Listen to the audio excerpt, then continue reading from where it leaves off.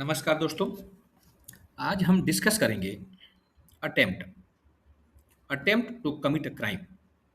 Question जो आएगा इस टॉपिक से इंपॉर्टेंट क्वेश्चन रहता है। Define the term attempt and what are the basic differences from preparation. तो इसका मतलब है कि सबसे पहले आपको अटेम्प्ट डिफाइन करना पड़ेगा, देन आफ्टर आपको प्रेपरेशन डिफाइन करना पड़ेगा और दोनों में डिफरेंसेस क्या हैं वो बताने पड़ेंगे। प्रेपरेशन के बारे में हमें पता है कि ये सेकेंड स्टेप ऑफ क्राइम है और इसकी जो मीनिंग निकलती है वो है to assemble the resources to commit the crime. तो एक क्राइम को करने के लिए जो आइडिया जो प्लान बनता है उसके एग्जीक्यूशन में आप जो भी चीज़ें असेंबल करते हैं, इकट्ठा करते हैं, वो प्रिपरेशन माना जाता है, तैयारी कहा जाता है। और उसके जब आगे का स्टेप उठाते हैं तब उसे अटेम्प्ट कहते हैं। Attempt is the third step of crime और कहा गया है कि an attempt is a direct movement towards the execution of a crime after the preparation. तो जो भी प्लान आपके पास है उसकी आपने तैयारी कर रखी है, उसके बाद जब उस ऑफेंस को एग्जीक्यूट करने की दिशा में जब आप डायरेक्ट मूवमेंट करते हैं तब वो अटेम्प्ट कहा जाता है। अटेम्प्ट की एग्जैक्ट डेफिनेशन क्या है, इसको समझने के लिए हमें जो पहले विद्वानों ने कहा है उसको देखना होगा। डेफिनेशन को डिफाइन करने का प्रयास हेनरी मेन ने किया है, लॉर्ड ब्लैकबर्न ने किया है, केनी ने किया है, रसेल, और आईपीसी में भी एक प्रोविजन प्रपोज्ड था 120 सब प्लस 3 अटेम्प्ट को डिफाइन किया गया था, बट वो इंसर्ट नहीं हो पाया, ऐड नहीं हो पाया क्योंकि वो पास नहीं हो पाया था। और फिर ब्रिटिश में क्रिमिनल अटेम्प्ट एक्ट 1980 है, उसमें अटेम्प्ट को क्या डिफाइन किया गया है, इन सबको देखने के बाद हम इंग्रेडिएंट निकालने का प्रयास करेंगे। हेनरी मेन ने कहा है कि an attempt is a direct movement towards the commission of an offence after the preparation have been made.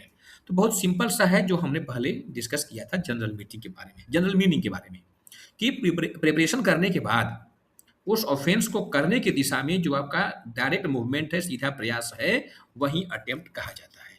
For example, एक पर्सन ने पॉइजन को बाई किया, परचेज किया, उसे खाने में मिक्स कर दिया। जब जैसे ही खाने में विष मिला करके, पॉइजन मिला करके बी के सामने आपने रख दिया, this is the direct movement towards the murder.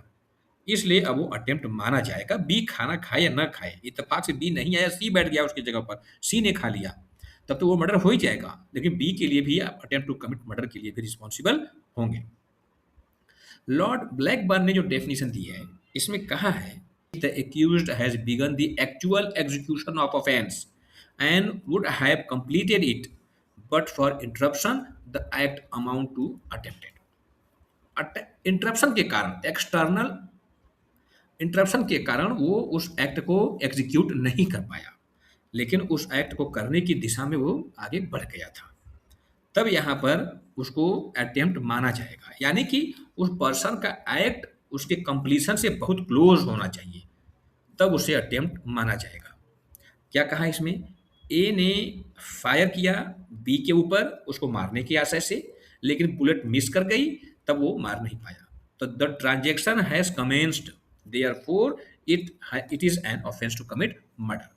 तो ट्रांजैक्शन जैसे स्टार्ट हो गया और वो फाइनल एग्जीक्यूशन से बहुत क्लोज हो गया था, तब उसे अटेम्प्ट माना जाएगा। केनी ने क्या कहा है, केनी ने कहा है कि attempt is the last approximate act which a person does toward the commission of an offence. केनी ने और ज्यादा उसे क्लोज कर दिया है, एकदम last act to the commission of offence होना चाहिए। वो एक्ट यदि संपन्न हो गया बिना किसी इंटरप्शन के, तब वो ऑफेंस कमिट हो ही जाएगा। तो ऐसा नहीं कि बहुत रिमोट एक्ट है जिसका डायरेक्ट मूवमेंट उस कमीशन के लिए है, तो उसे अटेम्प्ट नहीं माना है केनी ने। केनी ने कहा है कि एकदम वो लास्ट एक्ट होना चाहिए और उसी के बाद वो ऑफेंस एग्जीक्यूट हो जाता, तब तो वो अटेम्प्ट माना जाएगा। इसका मतलब क्या कह रहा है कि the accused must come very close to the completing of offence. एक एग्जाम्पल देखते हैं। कहा गया कि A insert a forged cheque into the bank's payment system intending to obtain money, the act is sufficiently proximate and constitute attempt to cheat. एक जाली check जो है उसने ऑटोमेटिकली पेमेंट सिस्टम में डाल दिया था ताकि उसे मनी प्राप्त हो सके, तभी वो पकड़ा गया, तो वो उसकी अटेम्प्ट माना गया क्योंकि वो बहुत क्लोज था एकदम। रसेल की जो डेफिनेशन है, उन्होंने कहा कि an attempt is an act with intent to commit the crime and forming part of series of act which would constitute its actual commission if it were not interrupted. Part of series of act बहुत important है। इसका मतलब है कि अगर वो बहुत close नहीं है, फाइनल कमीशन ऑफ ऑफेंस से बहुत क्लोज नहीं है, थोड़ा दूर का है, तब भी वो अटेम्प्ट माना जाएगा यदि वो part of series of act है। तो रसेल थोड़े से ब्रॉड सेंस में अटेम्प्ट को डिफाइन करने का प्रयास करते हैं। तो यानी कि कंटिन्यूअस सीरीज का कोई एक्ट है, लगातार है, तो उसने फर्स्ट स्टेप जैसे ले लिया है, वहीं से उसका अटेम्प्ट माना जाएगा। अब A enter house, breaks open locker and start collecting valuables but caught before escaping. The act form part of the series constituting theft. तो जैसे ही वो कह रहे हैं कि वो हाउस को या लॉकर को तोड़ता है तब भी अटेम्प्ट हो जाएगा, और उसके बाद वो कलेक्ट करता है जितने भी वैल्यूएबल समय वहाँ पे जो थिंग्स हैं वो भी अटेम्प्ट माना जाएगा। तो स्टार्टिंग में ही पकड़ लिया जाए, चाहे वो मिडिल में पकड़ा जाए, चाहे सामान लेकर भागते हुए पकड़ा जाए, वो सभी पार्ट अटेम्प्ट माने जाएंगे। इंडियन पिनल कोड में 120 सब क्लॉज सी जोड़ने का प्रयास किया गया था, जिसमें अटेम्प्ट की डेफिनेशन प्रपोज्ड थी। उसमें क्या प्रपोज्ड था कि a person attempts to commit an offence when intending to commit that offense, he begins to put his intention into execution by means adopted to its fulfillment and manifests his intention by some overt act. तो जो intended act था, जो जो उसका intention था कि हमें यही एक्ट करना है with the mala fide intention with the mains रिया, उसने उस एक्ट को करने की दिशा में भी मेंस रिया के साथ वो आगे बढ़ा है, तब उसका वो एक्ट अटेम्प्ट माना जाएगा। इसके जो इसेंशियल एलिमेंट थे, intention to commit an offence, beginning execution, उसने एग्जीक्यूट करना स्टार्ट कर दिया था, and use of means adopted for the offence, उसने उस ऑफेंस को करने के लिए कुछ मीन्स को भी अडॉप्ट कर लिया था, बंदूक ले लिया था, जो भी था ले लिया था, and overt and indicating criminal intention. तो उसका जो इरादा था वो भी उसके क्रिमिनल इंटेंशन जो था उसका, उसके एक्ट से वो साफ साफ दिख रहा था कि हाँ वो कौन सा कार्य करना चाह रहा था। तो ये जो फोर्थ इंटेंशन है, फोर्थ इंग्रेडिएंट है, ये भी बहुत इंपॉर्टेंट है कि क्रिमिनल इंटेंशन जो है उसका, वो इंडिकेट हो रहा है उसके ओवर्ट एक्ट से, जो काम कर रहा है उस एक्ट से उसका इंटेंशन हो रहा है, तब वो अटेम्प्ट माना जाएगा। ये प्रपोज था, ये आईपीसी में कभी जोड़ा नहीं गया। आगे जब हम आएंगे तो क्रिमिनल अटेम्प्ट एक्ट ब्रिटेन में है, 1981 में है, उसमें सेक्शन 1 सब क्लॉज 1 में अटेम्प्ट को डिफाइन किया गया है। कहा गया है if with intent to commit an offence to which this section applies, a person does not an act which is more than merely preparatory to commission of the offense, he is guilty of attempting to commit the offense.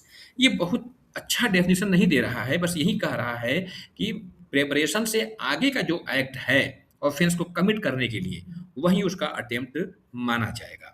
लेकिन फिर भी एक प्रयास है, एक अच्छा है, एक क्रिमिनल अटेम्प्ट एक्ट वहाँ पे है, उसी में डेफिनेशन दी गई है। आगे जब हम देखते हैं तो इन सब के आधार पे जो निकलता है इंग्रेडिएंट, वो है guilty intention to commit an offence होना चाहिए। एक पर्सन के पास मेंस यह होना चाहिए कि वो कोई ऑफेंस करेगा, उसके बाद उसको एग्जीक्यूट करने के लिए some act done towards the commission of the offence, उसके बाद उसने कुछ न कुछ काम स्टार्ट किया हो या करने की दिशा में आगे बढ़ रहा हो, तब the act must fall short of the completed offence, और वो कंप्लीशन ऑफ ऑफेंस से बहुत क्लोज हो गया हो, तब उसे ऑफेंस अटेम्प्ट माना जाएगा, जो कि पनिशेबल ऑफेंस है। अटेम्प्ट हमेशा पनिशेबल है, ये आप ध्यान रखना। तो गिल्टी माइंड ऑफेंस करने के लिए उसका होना चाहिए, उसकी दिशा में उसने कुछ कार्य कर दिया हो और वो बहुत क्लोज पहुंच गया हो। ये एक डेफिनेशन थी, लेकिन अब ये डेफिनेशन नहीं मानी जा रही है, क्योंकि डॉक्ट्राइन ऑफ अटेम्प्ट में जब हम देखेंगे तो proximity rules, impossible rules, object theory and on the job theory है। ये 4 थ्योरी को जब हम देखेंगे तो अटेम्प्ट की डेफिनेशन और भी ज़्यादा क्लियर हो जाएंगे।